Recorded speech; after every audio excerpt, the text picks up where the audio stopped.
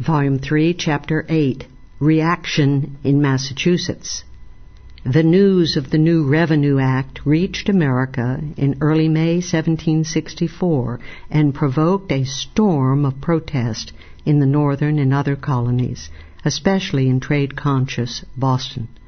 A Boston town meeting on May 15 quickly appointed a committee to draw up Boston's instructions to its 4 representatives in the Massachusetts House.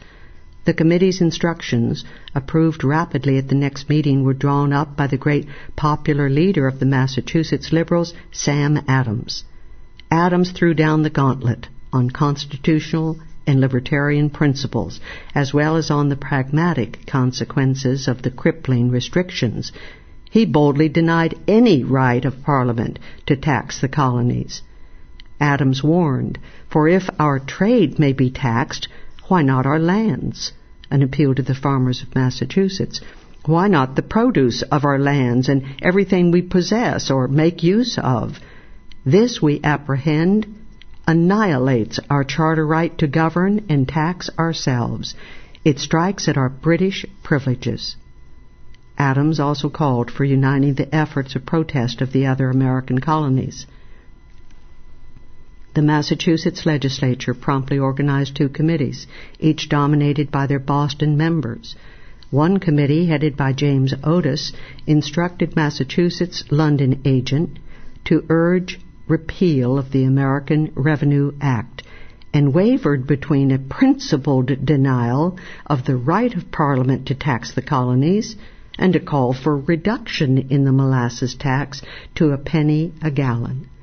The Massachusetts House sent this protest, along with an essay by the great leader of the Boston Liberals, the lawyer James Otis, Jr. The essay, "The State of the Rights of the Colonies," implied an immunity of the colonies from parliamentary taxation, and grounded its argument not only on the Magna Carta, but also on common law, and on the laws of nature and of nations, the voice of universal reason and of God. The other House committee sent a circular letter at the end of June to the other colonies urging a united colonial protest. A few weeks later, James Otis published an expanded version of his thesis titled "The Rights of the British Colonies Asserted and Proved," stressing citations to John Locke, as well as to the international law theorist Hugo Grotius, Samuel Pufendorf, and Emmerich de Vattel. Again, Otis's arguments were partially self-contradictory. At some points he stressed the constitutional right to be free from all taxes but what an English subject consents to in person or by his representative, as well as the invalidity of acts contrary to natural law. At other points he upheld the absolute power of Parliament to legislate for the general good of the empire. But in the pamphlet, Otis stressed that government derived its powers from the people. Should a government violate, rather than protect, the natural rights of the people to their life, liberty, and property, Otis emphasized, then it could be overthrown by the people. Otis also condemned the abrogation of trial by jury, admiralty courts, restrictions on colonial trade, the discriminatory treatment of colonial troops during the war, and Negro slavery. Later in the summer, another Boston representative, the lawyer Oxenbridge Thatcher, published a similar pamphlet, Sentiments of a British American. Thatcher protested the various enforcement provisions in the Revenue Act and again denounced the violations of the basic English right of taxation only by consent of one's representatives. In the fall, the Massachusetts House held a special session called at the behest of Otis, Thatcher, and the other Boston delegates.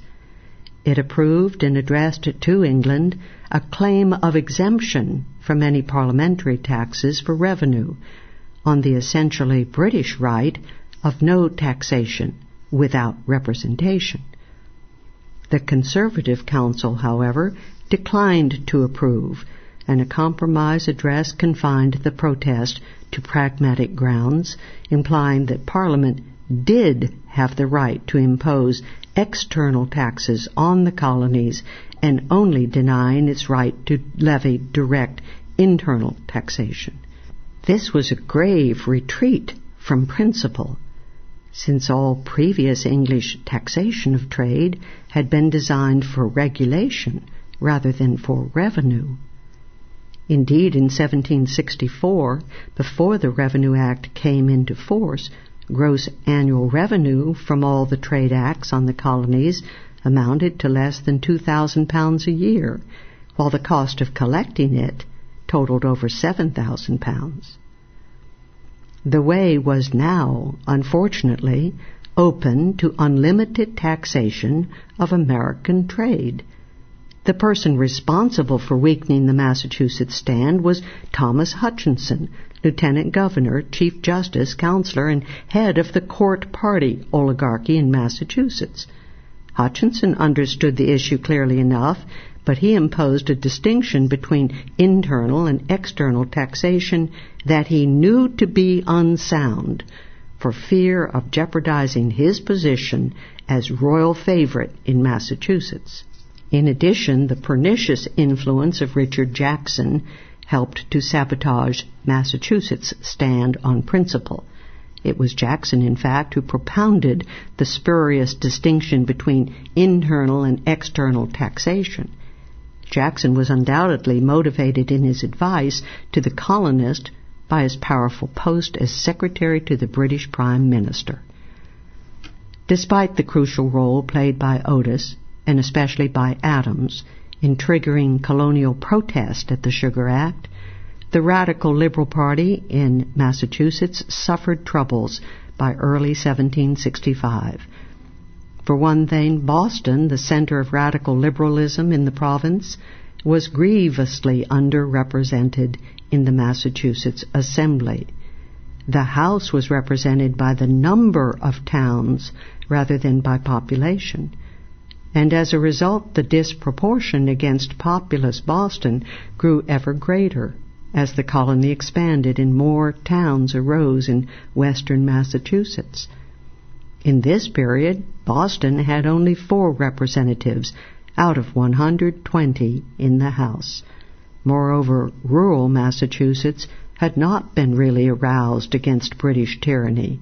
In fact, western Massachusetts was then dominated by such leading Tories as Colonel John Murray of Rutland, the largest landowner in Worcester County, and by Colonel Timothy Ruggles of Hardwick, another leader of the Court Party.